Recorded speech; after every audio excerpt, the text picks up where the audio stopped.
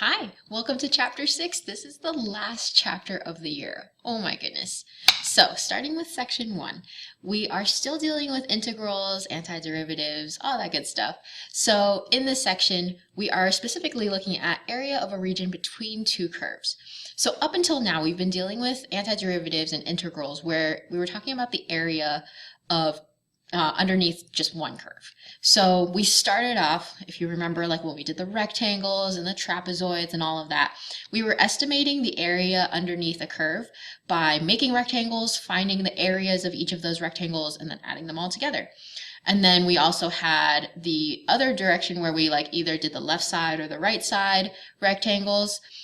So sometimes it was an overestimation, sometimes it was an underestimation, but the most accurate way to find the area under the curve was with the integral.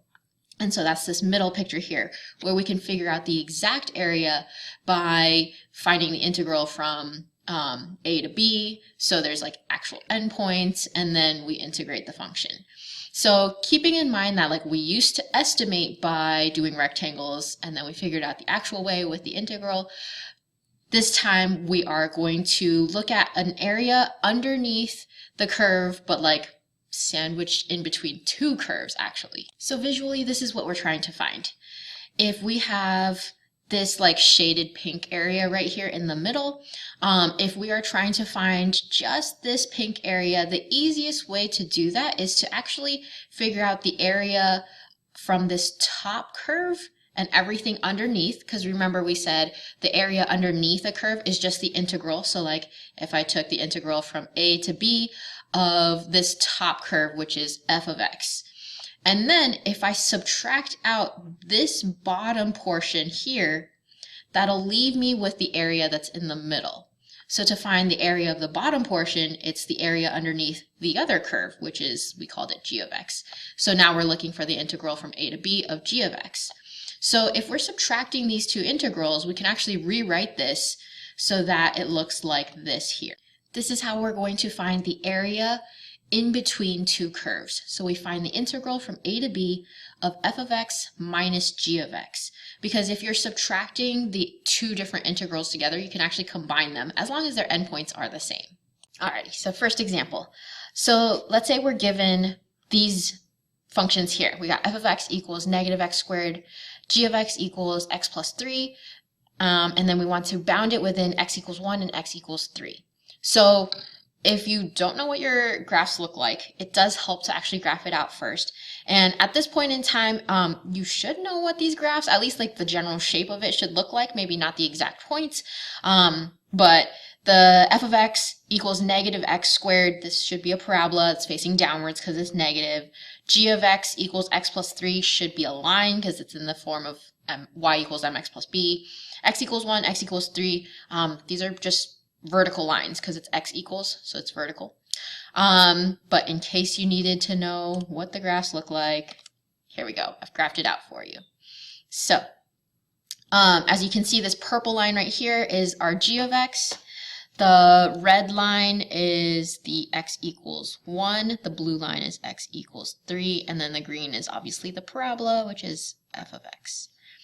Okay, but we are trying to find the region that all of these curves kind of contain.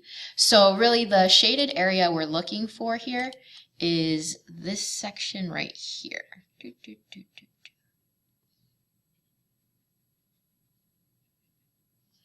Because that's where it like squishes all of our curves together.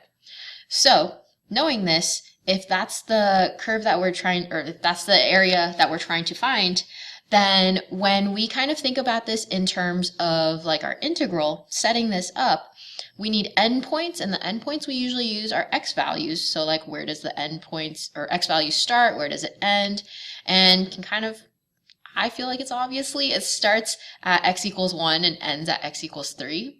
So that's how I'm going to set up my integral from 1 to 3. And then for the integrating part, we're looking for if we look back at our formula where it was like f of x minus g of x, the easiest way to remember this is like the top curve minus the bottom curve, because that's how we were setting up our little picture before. So our top curve here is the purple one, which is the g of x. And then the bottom curve would be our f of x dx.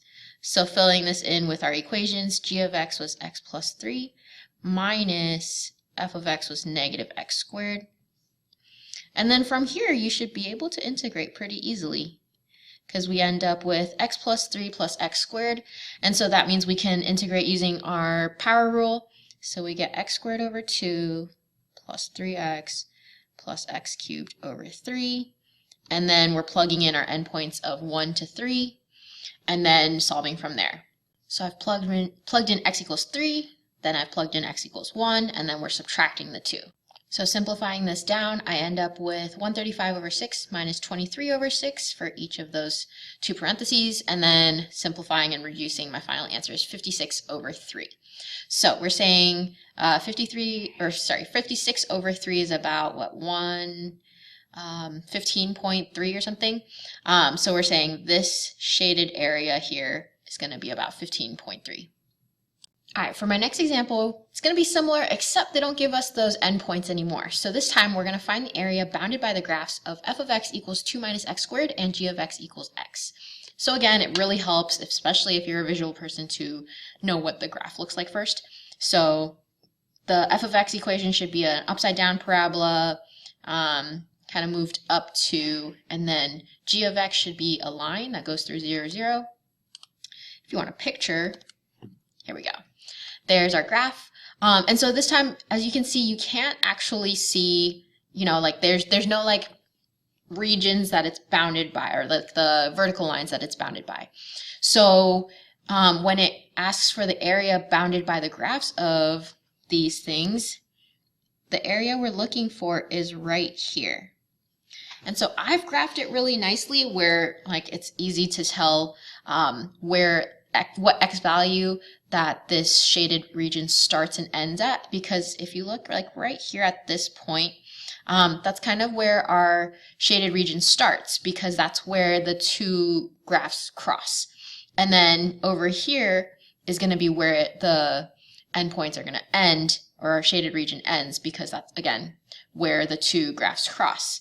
So if we didn't know, like we didn't graph it nicely enough or whatever, and we didn't know the exact points, in order to figure out those points, you want to set your two equations equal to each other and then solve for x.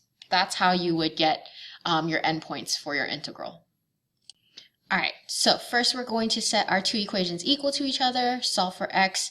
I've got an x squared in here, so I know I'm going to either factor or use quadratic formula to solve this out, which means I need to set one side equal to 0 first.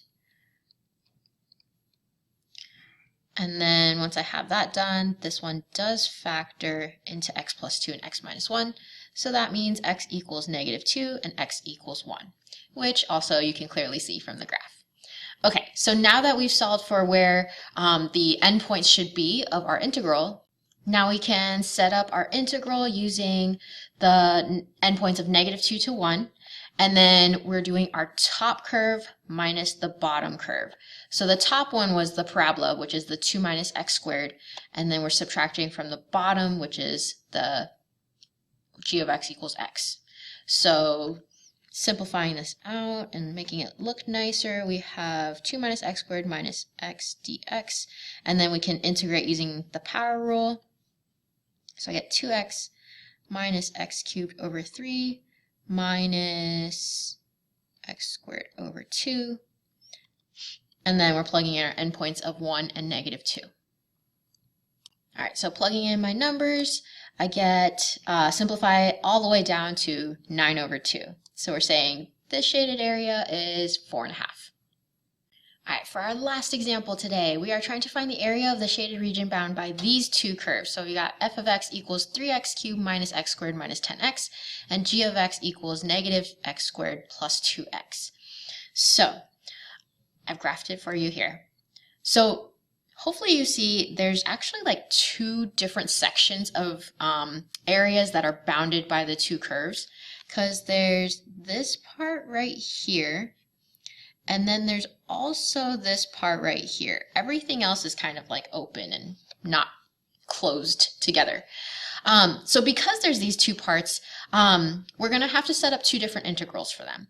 And the reason for this is because remember how when we said the area in between the two curves, we take the top curve minus the bottom curve.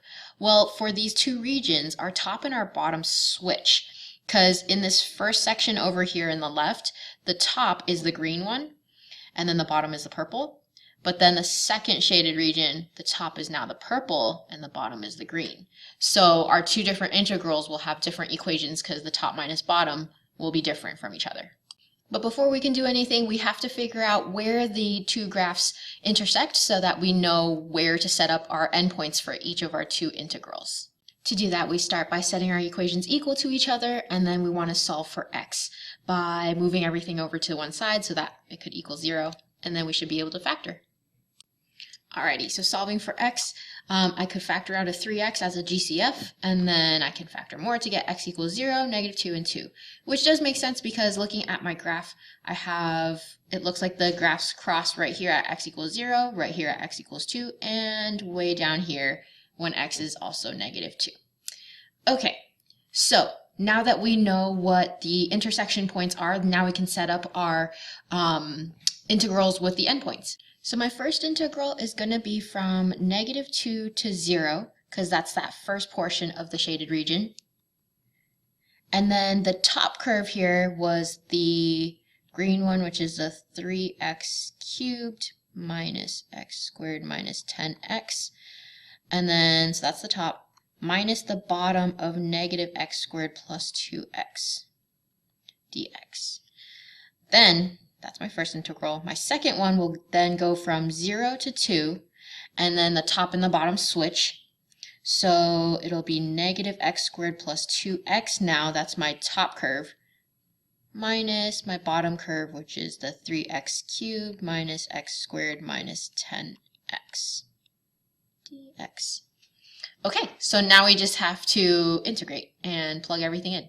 By combining like terms, I can get it so that my integrals look much nicer with 3x cubed minus 12x and then -3x cubed plus 12x. And then integrating these using the power rule, we end up with 3 times x to the 4th over 4 minus 12 times x squared over 2. And then similarly,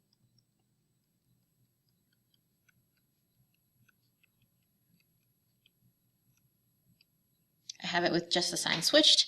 And then let me simplify this out a little bit so we can do 3 over 4x to the 4th minus 6x squared from -2 to 0 and -3 over 4x to the 4th plus 6x squared from 0 to 2. Alright, when I plugged everything in, I ended up with 24. I'll pause right here because I know I just did all the work. I'll let you read through it, try it yourself. Let's see if you can get to the same number. Alright, if you did, fantastic. That's the end of my notes for this section. So we're going to be doing some more practice with finding areas in between curves. But otherwise, pay attention to whether the curves, where they intersect and if they need to switch the top and the bottom, because that's when you're going to need to separate out the integrals like we just did. Thanks for watching. Don't forget to like and subscribe. Bye.